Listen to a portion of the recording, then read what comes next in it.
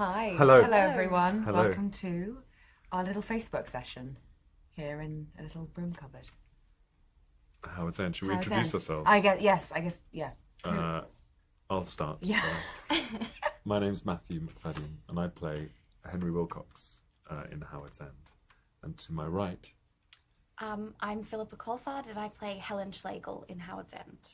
and to my left, I'm Hayley Atwell, and I play Margaret Schlegel in Howard's End. and I'll kick it off with the first question for Hayley, Yeah. which is, what are the main themes, do you think, of Howard's End? What does the story explore, and what can fans expect? Oh, what a big, good question. Yeah. Okay, so the main themes would be the central relationship between two sisters, Helen and Margaret, and the introduction of Henry Wilcox into their lives, who's someone who's got a very different social political view to them and opens them up to a whole new way of looking at the world. And so the main themes would be about sex and politics and sisters, and also navigating the world in Edwardian England. But also there's a lightness of touch to it and a warmth because it's adapted by the brilliant Oscar-winning Kenny Lonergan, and he injects it with a lot of vitality and wit and humour. So it's good fun. Very good. Philippa, another question for you. Were you a fan of the book? Have you read the book? I have read the book. I was familiar with the story, but obviously, you know, as soon as I got the audition, I very quickly was like, I need a refresher, and am certainly a huge fan of the book now. And yeah, it was, as I started reading it, just even thought, oh, well, I just desperately want to be a part of this. And, you know, there's such amazing characters. And, yeah, so I'm definitely a big fan now. Mm-hmm. It was a weird thing. We were talking about this before in the other interview, that actually it's never the book that you're shooting, it's always the screenplay. But it's more than any other job. I think I found the book really comforting to have kind of in the trailer, to go back and see scenes that we didn't actually shoot, or that And so much Kenny hadn't included. to use to sort of build. So many descriptions of the characters' inner lives that you don't see in the script, because it will be mostly dialogue. So to be able to kind of fill the scenes with kind of details that you find in the book, like the art department creating the drawing room and the living room to play in as actors, but taking kind of props that are described in the book and belongings of the characters, and so you feel like you're inhabiting this world that's come to life through the art direction. Yep. Shall I ask you a question? Yes. Matthew, did you have a favourite scene that you filmed, and why is it your favourite? Or which location did you like filming at the most? I liked filming the big long 11-page scene. Where it almost got blown off a cliff in Swanage. It almost got It's blown funny off a because cliff. I feel like that was Hayley's least favourite film. That was my Time to least film. favourite film. My least Least favourite favourite scene. I like the But the acting doing it, of the but scene you liked. It was just the I day did. It was became. just the lack of. We were on a toilets. cliff. We were on a hill. With, We were on a with cliff no for loo a and long time. I believe that Yeah. Tracy Ullman may have peed behind a bush at one point. Yes, she did. Which Yeah. is no easy thing given the amount of layers and corsets we were wearing. Yeah, and heavy And material then just dresses. the wind, like, I Yeah. feel like, you know, a whole layer of skin was just taken off by wind. If And you look Yeah. closely, we're all slightly at an angle. Yeah, but it was a very, very good. It was a very, very lovely scene, and it was very satisfying to do because it was about 11 pages, I think, and there were 5 or 6 of us doing the scene, and it felt like doing a scene from a play. Yeah. We do great long takes. I think we did it in one. Maybe I'm making that up. But We did one shot, the whole scene in one shot. And what was also great about it is that it wasn't the scene where we all were in it at the same time. You'd start off with the sisters together, and then all of a sudden people would Henry would join. come in, Yep. and then go off, and Aunt Julie would come in, and Margaret would go off, and then it would be. And so it was. It was very sort of tightly choreographed and very specific. It was just really satisfying to do. And quite tiring, which is good. Yeah. You want to feel a little bit tired. Yeah, at the end of the day, it's nice, isn't it? Yeah. Philippa, you asked Hayley this question. all right. Are period pieces more difficult to film than shows/movies set in modern settings? No. no. Sorry. What? No.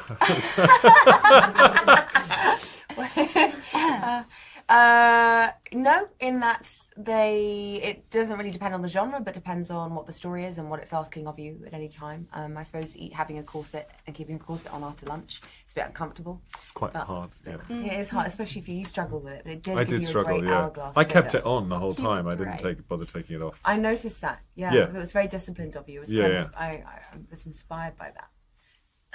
Yeah, very good. They're Yeah. beautiful. But yeah, I don't really see it as a kind of one being harder than the other. They kind of ask different things of you, really, regardless of what the period of time it's set in. Yeah, that's a great answer. And then this one is for everyone. So, do you have some fun memories or stories from the set? And what was the atmosphere like on set? It's pretty awful, It wasn't was it? horrendous, awful, very very serious. It's hard when someone's drinking in the morning.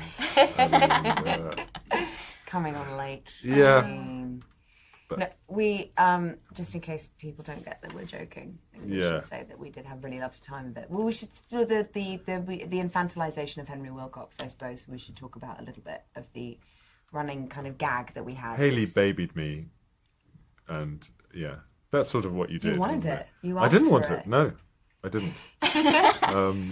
It's okay. It's okay. Enough to maybe. Yeah, just a little bit. Actors, I think, always say, "Oh, we had a glorious time and it was really lovely and They do everyone was say that great." a They lot. do say that, but it really it was really true. was. It was a really special job, and yeah, it was lovely.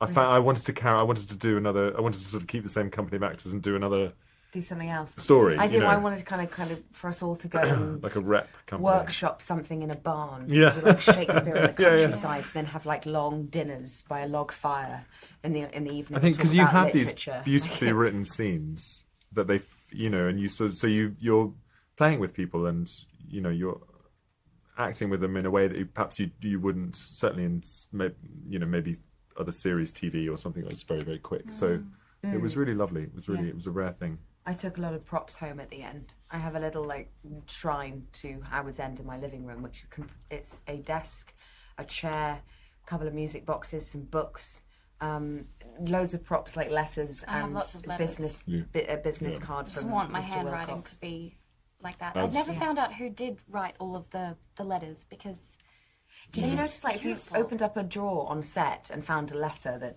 Helen had written to Aunt Julie, you'd open it up. Not that it was ever seen in the show, but you'd open it up and it would have been like a and they'd written be so letter. detailed. So detailed, and and it was it was very very sweet. Yeah, it was a lovely job, and we're very proud of it, and we are looking forward to sharing it with audiences. And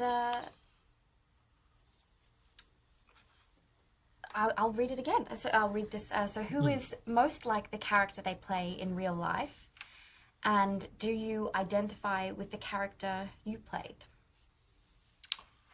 Yeah, I guess I do a little bit, even though he's there's plenty that's not terribly attractive about Henry. I felt for him, and he does his best. He's a kind man. He's just a man of his time, Nobody's perfect, and he's he's just a beautifully drawn and nuanced character. So you can't help but find little bits that touch you or that you can identify with. And The writing's very compassionate to each of the characters. It feels Yeah. they're all fleshed out in a way that makes them kind of fully multifaceted and fully dimensional, and they have very pleasing traits and also slightly difficult, complicated traits, which are very human and relatable for that reason. And I think watching Mr. Wilcox unfold with the story, that sense of kind of sympathy for a man who is emotionally stunted, or not so much stunted, but just is clearly having a very rich inner world, but has not been brought up to express him in a it, certain yeah. way, but still has sensibilities and a kindness to him, like a perfect gentleman. And you kind of question some of his choices purely because the political views of the other characters are slightly different, but there's something kind of, I think, very, very endearing about him.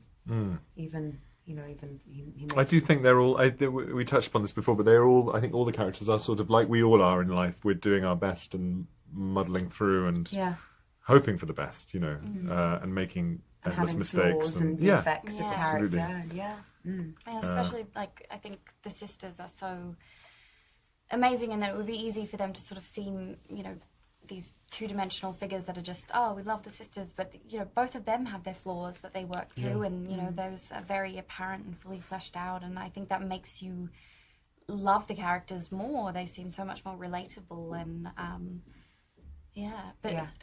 I'm trying to think if there's anyone in the cast who was just like, oh, you're such a Bast or such a Mr. Wilcox, but no. I felt like Alex Lawther was very much enjoying playing Tibby. I feel like, yes, T- there was something quite...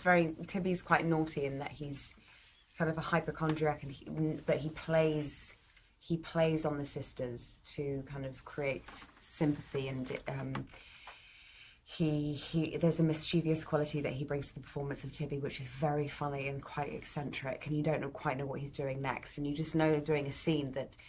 I remember doing a scene and then kind of like Alex saw them behind me as Tibby kind of just appears in the doorway with a pipe, looking like an old gentleman, and he's kind of weird and wonderful, the choices that he was making. So he wrote. I think he was having great fun with it, wasn't he? Yeah, he was. And a lot of the young cast who had come, a lot of them straight out of drama school and it being their first job, and then fully formed as these well prepared and have this great work ethic, and just. As soon as on action, they just became their characters. It was brilliant. You'd sort of, especially with the Wilcoxes, you know, suddenly we were just being a family, and you know, we had a bit of rehearsal, but not sort of exhaustive rehearsal by any means.